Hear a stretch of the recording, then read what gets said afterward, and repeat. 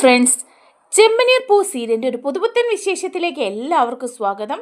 കുറച്ച് എപ്പിസോഡ് കഴിഞ്ഞ് വരാൻ പോകുന്ന ഒരു അടിപൊളി എപ്പിസോഡാണ് കേട്ടോ. നമ്മുടെ ശ്രുതിക്ക് ഒരു അടിപൊളി പണി കിട്ടുന്ന കാര്യമാണ് വരാൻ പോകുന്നത്. അതുപോലെ ചന്ദ്രയും എല്ലാവരുടെയും മുമ്പിൽ ശ്രുതി കാരണം അങ്ങ് നാണം കെടുകയാണ് ചെയ്യുന്നത്. ചന്ദ്ര ഒരു കല്യാണത്തിനൊക്കെ പോകുന്നുണ്ട്. അപ്പോൾ നമ്മുടെ ശ്രുതി സമ്മാനമായിട്ട് കൊടുത്ത ഒരു മാലയൊക്കെ ഇട്ടാണ് പോകുന്നത് കേട്ടോ. പക്ഷേ ആ മാല വേറൊരു സ്ത്രീയുടെ ആയിരുന്നു, മോഷ്ടിച്ചെടുത്ത മാലയായിരുന്നത്. അങ്ങനെ ശ്രുതിയെ പോലീസ് അറസ്റ്റ് ചെയ്തുകൊണ്ട് പോവാണ്.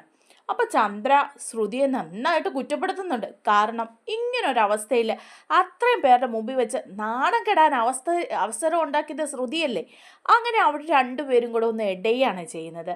ആ വിശേഷങ്ങളാണ് നമ്മൾ ഈ വീഡിയോയിൽ പങ്കുവയ്ക്കാൻ പോകുന്നത്. നമ്മുടെ വീഡിയോ ഇഷ്ടമായാലും ഒന്ന് ലൈക്ക് ചെയ്യണേ, ചാനൽ കൂടി ഒന്ന് സബ്സ്ക്രൈബ് ചെയ്ത് സപ്പോർട്ട് ചെയ്യണേ. ഇപ്പോഴാണെങ്കിൽ ശ്രുതിയും സുധിയും കൂടി ഒരു ഷോപ്പ് തുടങ്ങാനൊക്കെ തീരുമാനിക്കുകയാണ് കേട്ടോ. അതിന് വേണ്ടിയിട്ടുള്ള പണം ലഭിച്ചിരിക്കുകയാണ് നീലിമയുടെ കയ്യിൽ നിന്ന്. അത് പക്ഷേ ശ്രുതി പറഞ്ഞിരിക്കുന്നത് ശ്രുതിയുടെ അച്ഛൻ മലേഷ്യയിൽ നിന്ന് അയച്ചു കൊടുത്ത പണമാണ്, ചെറിയച്ഛൻ വഴി അയച്ചു കൊടുത്തതാണെന്നൊക്കെയാണ് പറഞ്ഞിരിക്കുന്നത്. പക്ഷേ അത് നമ്മുടെ സച്ചി വിശ്വസിക്കുന്നേയില്ല. സച്ചി ചോദിക്കുന്നുണ്ട്, അതെന്തിനാ ചെറിയച്ഛൻ വഴി മലേഷ്യയിൽ നിന്ന് പണം ഈ ശ്രുതിയുടെ പേരിൽ അയച്ചു കൊടുക്കുന്നത്? ശ്രുതിയുടെ പേരിലേക്ക് അയച്ചാൽ പോരായിരുന്നോ എന്നൊക്കെ ചോദിക്കുക. അപ്പോൾ ശ്രുതി പറയുന്നുണ്ട്, എന്തിനാ സച്ചി നീ ഇങ്ങനെ സംശയിക്കുന്നത്?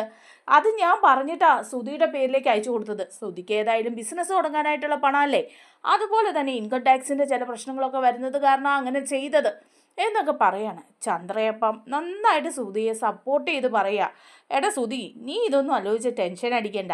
അവനെ കുശുമ്പാണ്. നിന്റെ ഭാര്യ വീട്ടിൽ നിന്ന് ഇത്രയും പണമൊക്കെ നിനക്ക് കിട്ടിയില്ലേ ബിസിനസ് ചെയ്യാനായിട്ട്? പക്ഷേ അവൻ്റെ ഭാര്യ വീട്ടിൽ നിന്ന് ഒരു പച്ച ചുണ്ണാമ്പ് കിട്ടിയിട്ടില്ല. അതിൻ്റെ ഒരു കുശുമ്പ് കൊണ്ടാണ് അവൻ ഇതൊക്കെ പറയുന്നത്. അതൊന്നും നീ കാര്യമാക്കണ്ട.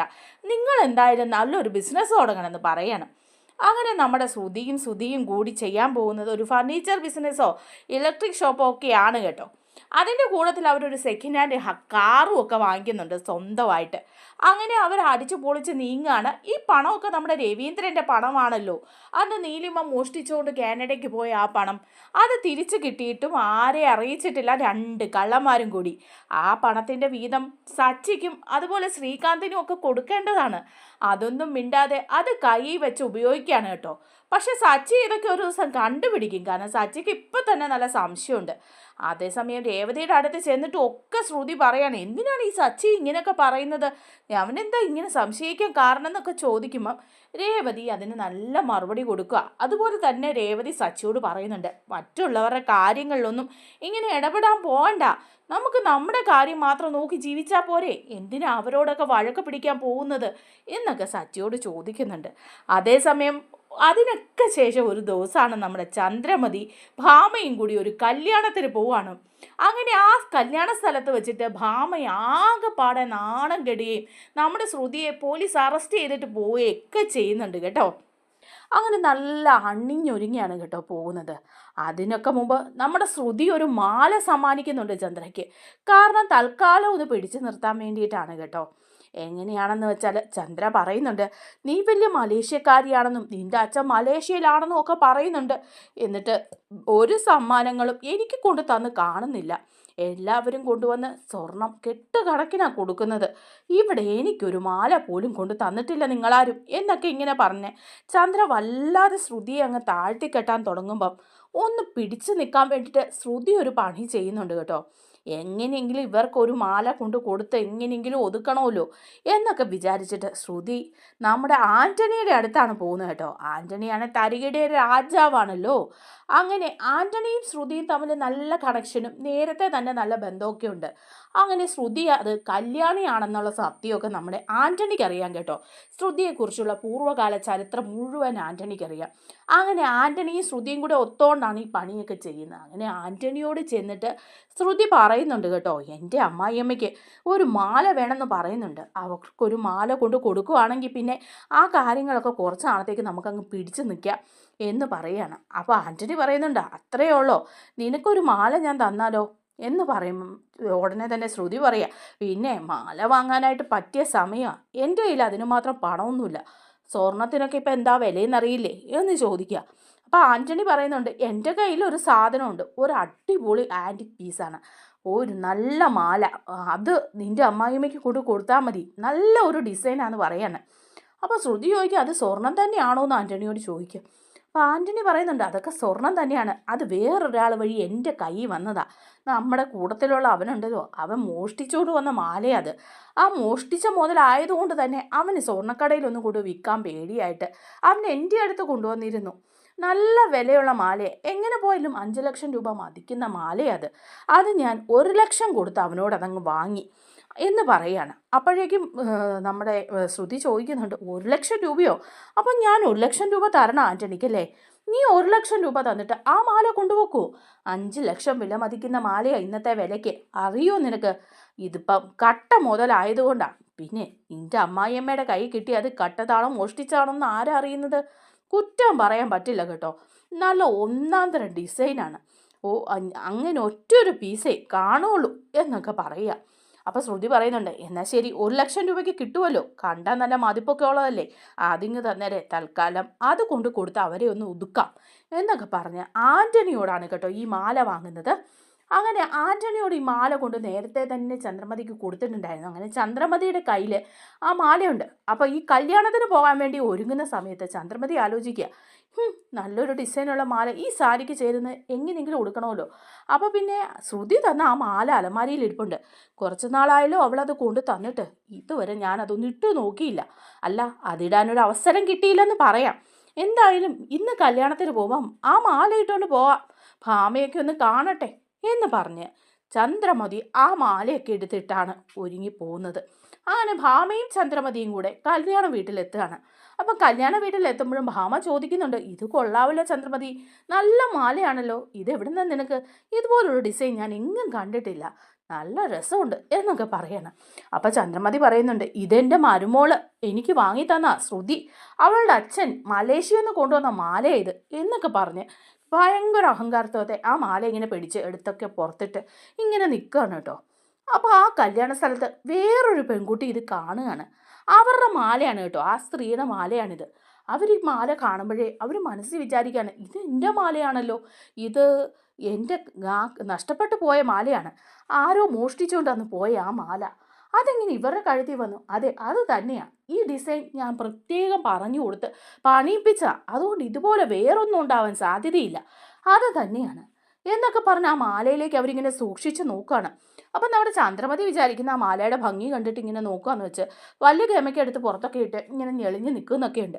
അപ്പോഴേക്കും അവർ പറയാണ് ഇത് നിങ്ങളുടെ മാല തന്നെയാണോ എന്ന് ചോദിക്കുകയാണ്. അപ്പോൾ ചന്ദ്രമതി പറയാം പിന്നെ എൻ്റെ മാലയല്ലാതെ വേറെ വല്ലവരുടെ മാല എൻ്റെ കഴുത്തിൽ വന്ന് വീഴുവോ?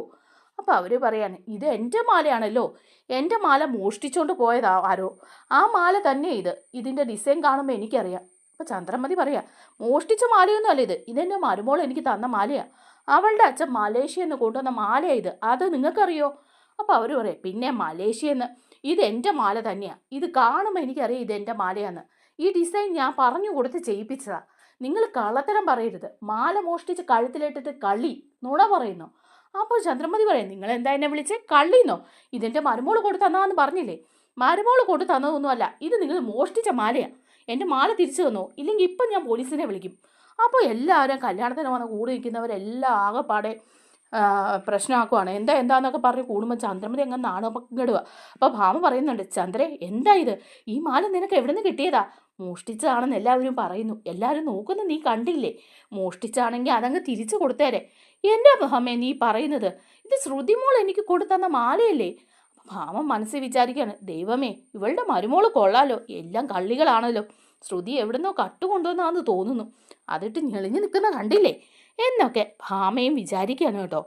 അതേസമയം ആ മറ്റു സ്ത്രീ പറയുന്നുണ്ട് ആ പോലീസിനെ തന്നെ നമുക്ക് വിളിക്കാം, പോലീസ് വരട്ടെ, എന്നിട്ട് കാര്യങ്ങൾക്കൊക്കെ തീരുമാനമാകാം, എൻ്റെ മാല തന്നെയാണ് ഇത്, എനിക്ക് സംശയമില്ലെന്ന് പറഞ്ഞ് പോലീസിനെ അവർ വിളിക്കുകയാണ് കേട്ടോ.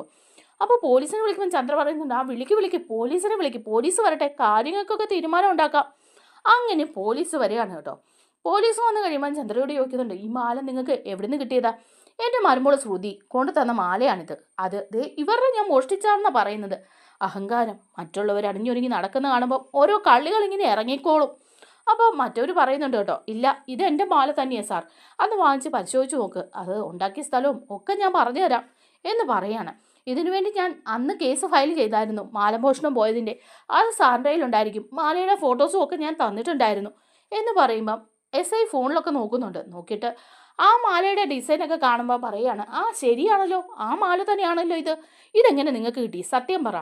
അപ്പം ചന്ദ്രമതി അങ്ങ് പേടിച്ചു പോവുക. ചന്ദ്രമതി പറയാ, ഇത് എൻ്റെ മരുമോള് ശ്രുതി തന്നാന്നേ, എന്നാൽ ശ്രുതിയെ വിളിക്ക്, അവളോട് ഇങ്ങോട്ട് വരാൻ പറ എന്ന് പോലീസ് പറയാ.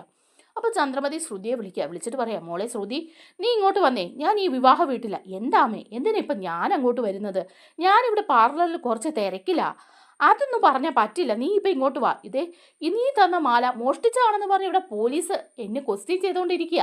നീ വന്ന് സത്യാവസ്ഥ പറ, എവിടുന്ന ഇത് വാങ്ങിയതെന്ന് നീ പറ. അപ്പം ശ്രുതിയുടെ കാറ്റ് പോവാണ് കേട്ടോ. ദൈവമേ, ഇത് മോഷ്ടിച്ചത് തന്നെയാണല്ലോ, ആൻ്റണി തന്നതാണല്ലോ എന്നൊക്കെ ഓർക്കുമ്പോൾ ശ്രുതി ഞെട്ടുക. നീ പെട്ടെന്ന് വാന്ന് പറയാം. പിന്നെ ശ്രുതി മനസ്സില്ല മനസ്സോടെ അങ്ങ് എത്തുകയാണ് കേട്ടോ. എത്തുമ്പോൾ പോലീസ് ശ്രുതിയെ പിടിച്ച് ചോദ്യം ചെയ്യുക. നിങ്ങൾക്ക് ഈ മാല എവിടെ നിന്ന് കിട്ടിയതാ? ഏത് ജ്വല്ലറിയിൽ നിന്നാണ് നിങ്ങളിത് വാങ്ങിയത്? സത്യം പറഞ്ഞു ചോദിക്കുക. അപ്പോൾ ശ്രുതി പറയുന്നുണ്ട്, അതെൻ്റെ അച്ഛൻ മലേഷ്യയിൽ നിന്ന് കൊണ്ടുവന്നാ. പിന്നെ മലേഷ്യയിൽ നിന്ന് കൊണ്ടുവന്ന മാലയല്ല ഇത് ഇവിടെ തന്നെ ഉണ്ടാക്കിയ മാലയാ. ഏത് ജ്വല്ലറിയിൽ നിന്നാണ് നിങ്ങൾ വാങ്ങിയതെന്ന് പറ. അപ്പോൾ ശ്രുതി സത്യം പറയാ, ഇത് ജ്വല്ലറിയിൽ നിന്നൊന്നും ഞാൻ വാങ്ങിയതല്ല, ഞാൻ വേറൊരാളുടെ അടുത്തുനിന്ന് വാങ്ങിയതാ, എൻ്റെ ഒരു ഫ്രണ്ടിൻ്റെ അടുത്തുനിന്ന്. അയാൾക്ക് പണവും കൊടുത്തിട്ട് ഞാൻ വാങ്ങിയതാന്ന് പറയാം. അപ്പോൾ പോലീസ് ചോദിക്കുന്നുണ്ട്, ഏത് ഫ്രണ്ടാണ് ഇത് തന്നത്, അത് നിങ്ങൾ പറ എന്ന് പറയുമ്പം ശ്രുതി സത്യങ്ങളെല്ലാം പറയാണ് കേട്ടോ. ആൻ്റണി എന്ന് പറയുന്ന ഒരു ഫ്രണ്ടിൻ്റെ കയ്യിൽ നിന്ന് വാങ്ങിയതാണെന്നും അയാൾക്ക് വേറെ ആരോ വിറ്റതാണെന്നും ഇത് മോഷ്ടിച്ചതാണെന്ന് എനിക്ക് അറിയേയില്ലായിരുന്നെന്നും ഒക്കെ ശ്രുതി പറയാണ്. അപ്പോൾ പോലീസ് പറയുന്നുണ്ട്, ആ ഇനിയിപ്പം അങ്ങനെ പറഞ്ഞാൽ മതിയല്ലോ, മോഷ്ടിച്ചതാണോന്ന് നിങ്ങൾക്ക് അറിയില്ലായിരുന്നല്ലേ. എന്തായാലും നിങ്ങൾ ഇത് സ്വർണ്ണക്കടയിൽ നിന്നൊന്നും വാങ്ങിയതല്ലല്ലോ, ഇത് മോഷണം മുതൽ തന്നെയാണ്, നിങ്ങൾ തന്നെയാണ് കള്ളി. അതുകൊണ്ട് ഇതിൻ്റെ സത്യങ്ങളൊക്കെ തെളിയിച്ചിട്ട് ഇങ്ങോട്ട് വന്നാൽ മതി എന്ന് പറയാണ്. അപ്പോൾ ശ്രുതി പറയുന്നുണ്ട്, ദേവിയത് ഞാനിതൊന്നും അറിഞ്ഞതല്ല, ഞാൻ പണം കൊടുത്ത് വാങ്ങിയ മാല തന്നെയാണ് ഇത്. അപ്പോൾ ചന്ദ്ര അവിടെ നിന്നിട്ട് പറയാണ്, എടി ശ്രുതി, എടി പെരുങ്കള്ളി, നീ ഈ മാല കൊണ്ടു തന്നത് എന്താ പറഞ്ഞിട്ടാ? മലേഷ്യയിൽ നിന്ന് കൊണ്ടുവന്നതാന്ന് പറഞ്ഞിട്ടല്ലേ? ഇപ്പം ഇവിടെ ഏതോ പെരുങ്കള്ളൻ്റെ കയ്യിൽ നിന്ന് വാങ്ങിയതാന്ന്. കട്ടതും മോഷ്ടിച്ചതും ഒക്കെയാണോടി നീ എനിക്ക് കൊണ്ടു തരുന്നത്? എന്നെ ഇങ്ങനെ ജയിലിലാക്കാൻ വേണ്ടിയിട്ടാണോ നീ ഇതൊക്കെ ചെയ്യുന്നത്? അപ്പോൾ ശ്രുതി പറയാം, അത് അമ്മയെ ഞാൻ ആൻ്റണിയുടെ കയ്യിൽ നിന്ന് വാങ്ങി, നീ ഒന്നും മിണ്ടണ്ട, ഇതാ മാല എന്നൊക്കെ പറഞ്ഞ് ചന്ദ്രമതി ആ മാല ഇങ്ങനെ കഴുത്തിൽ നൂരാൻ തുടങ്ങുമ്പോൾ അതിൻ്റെ ഉടമസ്ഥ പറയാം, ഇങ്ങോട്ട് ഊരിത്താ എൻ്റെ മാല, കഴുത്തിലിട്ട് ഞെളിഞ്ഞ് നിൽക്കുന്നത് കണ്ടില്ലേ? അങ്ങനെ ചന്ദ്രമതി മാലയൊക്കെ ഊരിക്കൊടുത്ത് ആകെ മൊത്തം കരഞ്ഞു മെഴുകി ഇങ്ങനെ നിൽക്കുക. അപ്പോൾ പോലീസ് ശ്രുതിയോട് പറയാണ്, എന്തായാലും ഇത് മോഷണം മുതലാണ്, അതുകൊണ്ട് നിങ്ങൾ പതുക്കെ ജീപ്പിലോട്ട് കയറ്, നമുക്ക് സ്റ്റേഷനിൽ പോയി ബാക്കി കാര്യങ്ങളൊക്കെ സംസാരിക്കാമെന്ന് പറഞ്ഞിട്ട് പോലീസ് പിടിച്ചിട്ട് കയറ്റിക്കൊണ്ട് പോവാണ് കേട്ടോ ശ്രുതിയെ. അപ്പോൾ ശ്രുതി ആകെപ്പാടെ ഇനിയിപ്പോൾ എന്താവും അവസ്ഥ എന്ന് പറഞ്ഞിട്ട് ഇങ്ങനെ നിൽക്കുക. ചന്ദ്രമതി ആണെങ്കിൽ ആകെ നാണം കെട്ട് നിൽക്കുക. അപ്പം മാമ ചോദിക്കുക, എൻ്റെ ചന്ദ്രയെ, എന്നാലും അവൾ ഇങ്ങനത്തെ പണി ചെയ്തല്ലോ, മോഷണം മുതലൊക്കെയാണോ നിനക്ക് കൊണ്ടു തന്നത്? ഇതിപ്പോൾ നമ്മൾ അകത്ത് പോകുന്ന കേസാണ്, ഈ കല്യാണ വീട്ടിൽ ഇത്രയും ആൾക്കാരുടെ മുമ്പിൽ വെച്ച് നാണം കെട്ട് പോയല്ലോ ചന്ദ്രേ. അപ്പോൾ ചന്ദ്രമതി പറയാ, അവളിങ്ങോട്ട് വരട്ടെ, അവൾ എനിക്കൊരു പണി തന്നതല്ലേ, എന്തായാലും അവൾക്ക് തിരിച്ച് ഞാനൊരു പണി കൊടുത്തിട്ടേ ഉള്ളൂ. എന്നെ മോഷണം മുതലൊക്കെ കൊടുത്തെന്ന് എന്നെ പറ്റിക്കാൻ നോക്കുന്നു. ഇത്രയും നാളും ഞാൻ വിചാരിച്ചത് അവൾ സത്യമായിട്ടും എന്നെ സ്നേഹിക്കുന്നുണ്ടെന്നും സത്യസന്ധതയായിട്ട് ചെയ്യുന്നതെന്നും. ഇതിപ്പോൾ എന്തൊക്കെയോ തരികിട മണക്കുന്നുണ്ട്. രേവതിക്ക് മാത്രം പണി കൊടുത്താൽ പോരല്ലോ, ഇനി ശ്രുതിക്ക് നല്ല പണി കൊടുത്തിട്ടേ ഉള്ളൂ. അഹങ്കാരി, ഇത്രയും പേരുടെ മുന്നിൽ വെച്ച് ഞാൻ നാണം കെട്ട് ഇനിയിപ്പോൾ ഇവിടെ നിന്നിട്ടും കല്യാണം കൂടിയിട്ടും ഒന്നും ഒരു കാര്യമില്ല.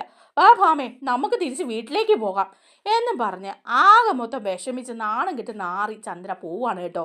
ശ്രുതിയാണെങ്കിൽ സ്റ്റേഷനിലേക്കും പോയിരിക്കുകയാണ്. നമ്മുടെ വീഡിയോ ഇഷ്ടമായാൽ ഒന്ന് ലൈക്ക് ചെയ്യണേ, ചാനൽ കൂടി ഒന്ന് സബ്സ്ക്രൈബ് ചെയ്ത് സപ്പോർട്ട് ചെയ്യണേ. താങ്ക്